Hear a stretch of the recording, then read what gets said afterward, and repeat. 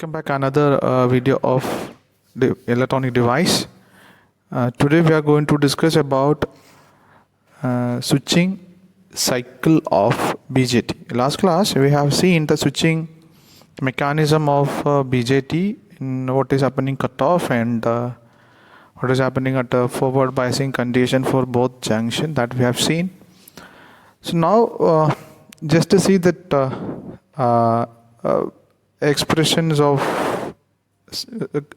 on state and off state of BJT as a waveforms. So initially I would like to introduce this diagram. This is actually excess hole concentration inside the base with the different conditions. Okay, so here I have marked this is actually a delta PE and delta PC. This is emitter junction and this is a collector junction, right? Here with the here W is equal to 0 and here W is equal to WB. This is all we have taken before, so no confusion in that. And see the different conditions at T0. At T0, both junctions are in reverse biasing condition. Then there is no excess hole carrier inside. We know this is a minus PN. We have seen this case before. And now, when we apply a positive pulse to the base, and still when we apply the positive pulse to the base, the emitter junction become forward bias. Then the excess hole concentration becoming slightly high, but still the emitter junction is reverse bias. Excess hole concentration still negative. Okay, so it's a less than 0. That is what we have explained the previous class. The reverse biasing is too much, so the excess hole concentration at the emitter junction is very less than 0, that is negative value itself. Okay, then when we keep increasing the forward base current by increasing the pulse, okay, we are applying pulse, right? If I keep increasing that base current, that the hole concentration is still increased. Okay, then slightly now the reverse bias is reduced and again reduced and reverse biasing become almost 0. Then the excess hole concentration at emitter collector junction become 0. Delta PC is equal to 0. Here the delta PC is equal to negative value. Okay, minus value. Okay, become 0. Then here itself that saturation begins inside the collector junction. And when I say T1 is a normal active region, we know the normal active region, emitter junction is forward bias and collector junction is reverse bias. So T1 represent a normal active region. The excess hole concentration inside the base region is something like this during the normal active region. And at the beginning of saturation, that means that collector junction is the reverse bias is completely 0. And if again go forward, we can see the forward biasing just going to start. Okay, so the beginning of saturation, that is what delta PC is equal to 0. Okay, then again we increase the base current, excess carrier concentration is maximum in the emitter junction, and the collector junction also it's a positive value. So delta PE and delta PC is positive value when if we increase the base current continuously. Finally it become like that, that's over saturated. That's what the four timing T0, T1, TS, T2. So TS is nothing but the beginning of the saturation, P2 is the final saturated rate. In 4 conditions, let's see how the waveform look like. So these points actually explain the waveform. Okay, first we'll explain the waveform and come back to this point. Okay, the same diagram we have taken here. Okay, so initially both the junctions are reverse bias. Both the junctions are reverse bias. So some negative value come here, and no collector current. This is QB is nothing but excess hole concentration, charge concentration inside the base region. Okay, base region. So this is basically the collector current. Okay, this is IB, and this is the charge concentration inside the base. Okay, this is collector current. Okay, at the cutoff region you can see there is no current flowing. Cutoff region, no current is flowing, and the excess concentration is something below zero. Something below zero at a negative pulse. Okay, so immediately the pulse become a high maximum, but as the time increases, our charge hole concentration, charge carrier concentration inside the base is slowly increasing. Okay, finally if we keep giving the pulse with a continuous or constant current, keep giving the pulse with a constant current, so the charge will keep on increasing and increasing, it go continuously increasing. But after some time the pulse is going to be negative again, then the charge is going to slowly reduce. A similar way the current also increase. At particular point of time the IC is going to be constant. Okay, after the IC become constant, whatever the charge carriers change in the charge carriers, the change in the charge carriers is never affect on the IC current, and once it start declining, I mean once the charge carriers are reducing inside the base because of the negative pulse of base current, negative region of the base current, our IC also going to reduce. Let's see the different portion of the waveform.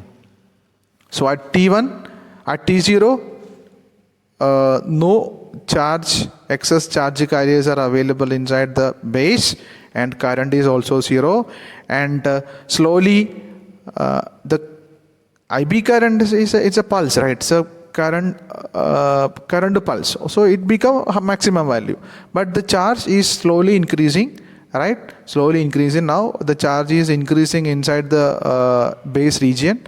Okay, now that is at the time T1, normal active region. The transistor in working normal active region. That means this is the concentration of excess hole inside the base. Okay, this junction is forward bias. This junction is still a deep reverse bias. And once the charge carrier become enough, that is the point marked as QS. Charge carriers. Number of charge carriers inside the base region become enough to turn on the junction. Before it is turn off. Reverse bias means turn off. So now the as on increasing the charge carriers, I mean excess charge concentration of excess holes inside the base, as on increasing this value, what will happen? The reverse biasing condition is going to be reduce. Finally it becomes zero. At the particular time, charge carriers at the emitter junction is more, and charge carriers, excess holes at the collector junction become zero. Before it was some negative value. Okay, it was very less than zero.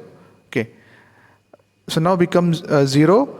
Then till that time our current is slowly increasing, and once the charge carriers enough to turn on the reverse bias, turn on the collector junction from the reverse biasing situation, that current is going to be constant.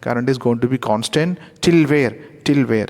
So the charge is increasing, that is not affected by IC value, and it's keep on increasing, charges keep on increasing, but still it is. So at this particular point of time, we know that excess charge carriers is maximum, because of this is still continuing a constant value. If we are taking more time, it to keep on increasing like this. Okay, but now the pulse is going to be negative. Charge carriers never immediately become zero. The stored charges start decaying slowly, but the current remains same, IC, till where? Till the number of charge carriers is going to be less than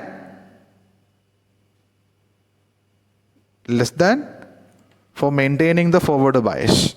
Okay, so once it becomes less than for maintaining the forward bias of the collector junction, till that point that current will maintain constant, and once it less than the enough number, I mean that particular value, what will happen? The IC current going to decline slowly.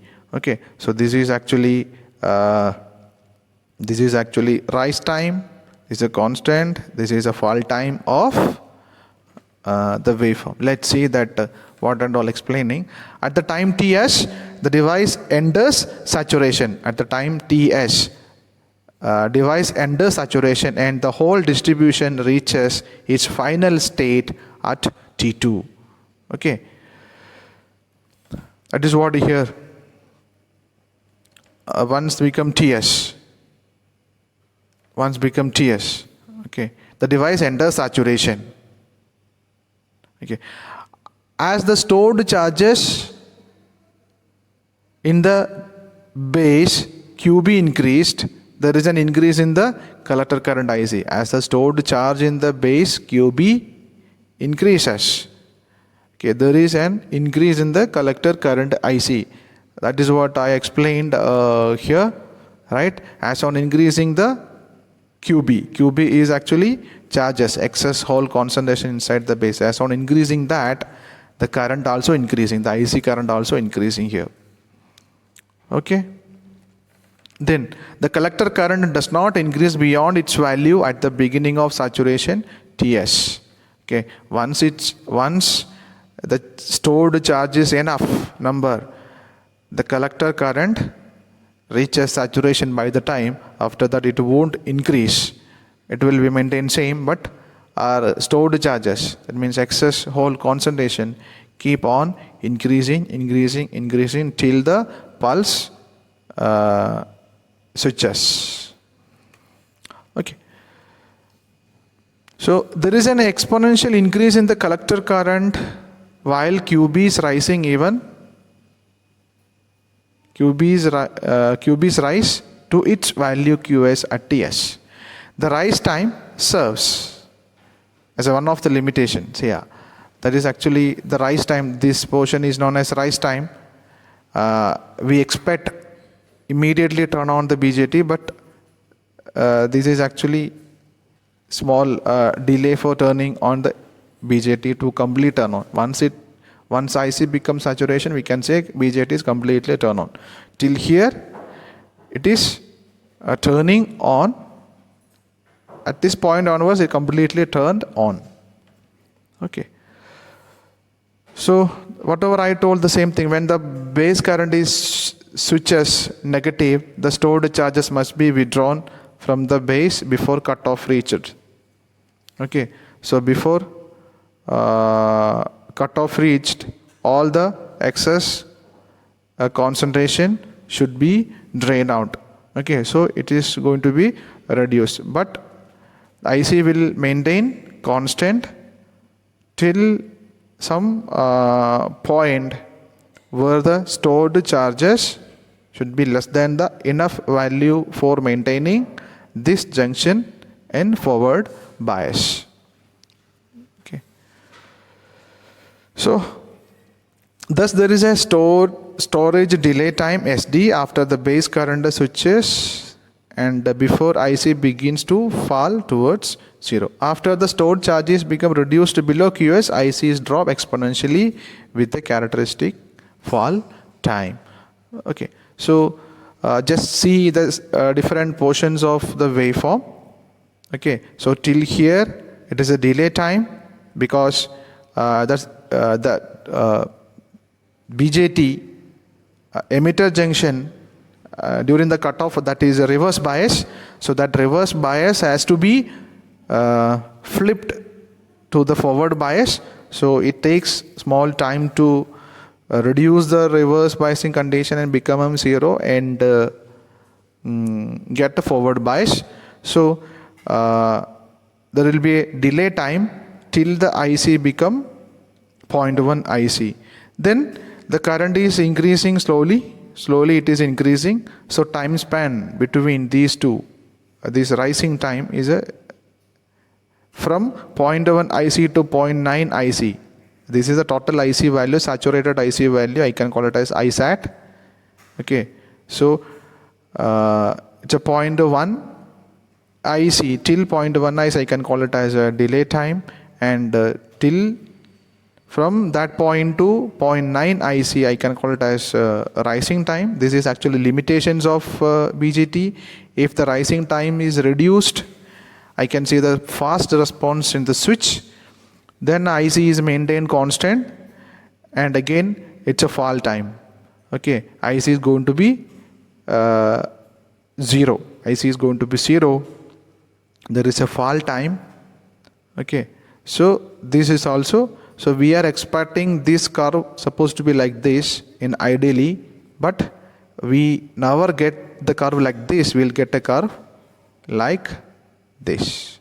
Okay, that is the difference. So different portion of the switching transistor, okay, in the waveform. So it's very easy to remember. You need to remember this diagram. You need to remember this waveform also, and remember what is T1, Ts, T2 and T0. Okay, that's all about the switching specification and switching waveform of BJT.